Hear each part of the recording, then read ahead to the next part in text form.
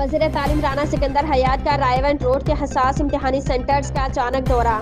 وزیر تعلیم نے 3D بار کوڈ کے ذریعے طلبہ کی شناخت چیک کی۔ وزیر تعلیم کی ہدایت پر امیدواروں کی جامع تلاشی بھی لی گئی۔ بار کوڈ کی مدد سے فیس ڈیٹیکشن ٹیکنالوجی متعارف کروا کر بوٹی مافیا کا راستہ بند کر دیا۔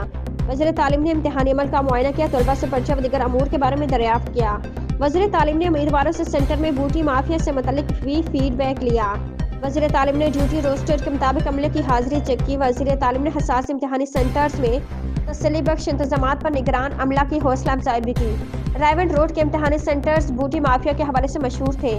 ہمارے اقدامات سے بوٹی مافیا پر 90% قابو پا لیا گیا۔ امتحانات میں شفافیت پر کسی صورت بھی یقینی بنائی جا رہی۔ نقل کے کیسز کی تعداد میں بھی قدر خواہ کمی واقع ہوئی ہے۔